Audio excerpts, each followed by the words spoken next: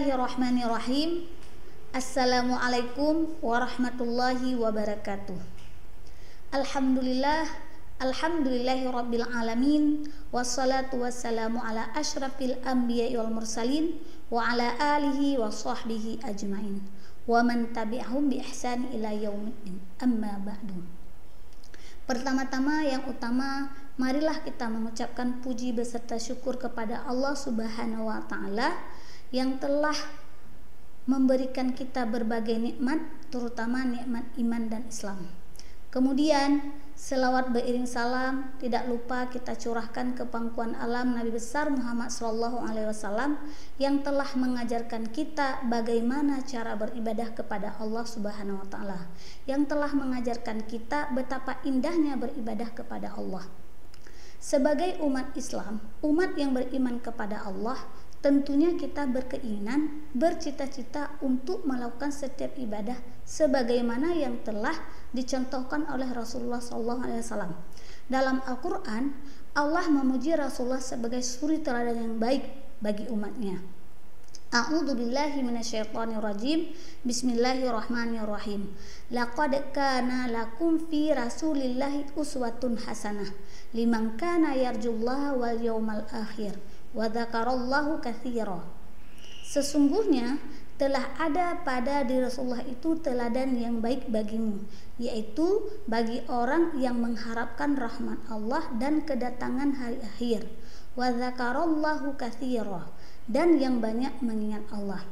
Berdasarkan ayat tersebut, sudah selayaknya bagi kita untuk meniru kepribadian Rasulullah SAW, termasuk ketika kita akan berpuasa Ramadan. Untuk apa? Untuk mendapatkan ridho Allah Subhanahu wa taala. Dalam Al-Quran dikatakan bahwa salah satu dari tujuan puasa adalah untuk mendapatkan la'allakum tattaqun, agar kita menjadi orang-orang yang bertakwa.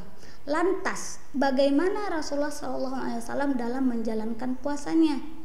Yang pertama yang Rasulullah lakukan adalah niat. Dalam sebuah hadis dikatakan, innamal a'malu binniyat wa innama likulli imri'in ma nawa. Sesungguhnya setiap amal tergantung pada niatnya. Wa innama likulli imri'in ma nawa, dan tiap-tiap orang akan mendapatkan apa yang telah ia niatkan.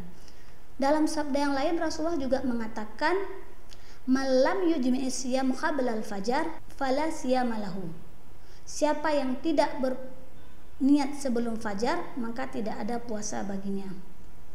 Kemudian yang kedua yang beliau lakukan adalah sahur. Sahur merupakan salah satu sunnah puasa. Namun sahur ini juga merupakan pembeda antara puasa umat Islam dengan umat-umat yang lainnya. Maka Rasulullah juga menyebutkan dalam sebuah hadis, tasaharu fa inna fi sahur barakah. Makan sahurlah kalian, sesungguhnya dalam sahur terdapat keberkahan.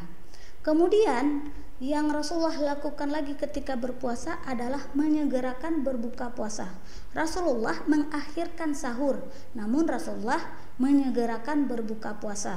Selanjutnya yang keempat, Rasulullah memperbanyak ibadah seperti membaca Al-Quran, kemudian salat sunnah, dan menjaga lisannya agar tidak mengucapkan hal-hal yang membatalkan puasa.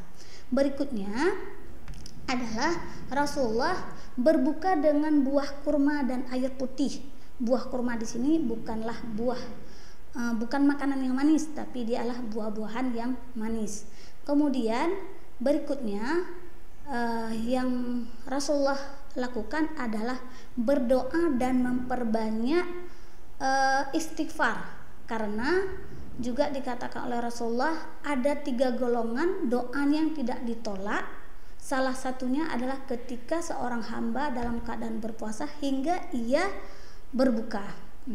Maka dari itu, mari kita memperbanyak ibadah di bulan Ramadan, terutama ketika memasuki 10 hari terakhir bulan Ramadan.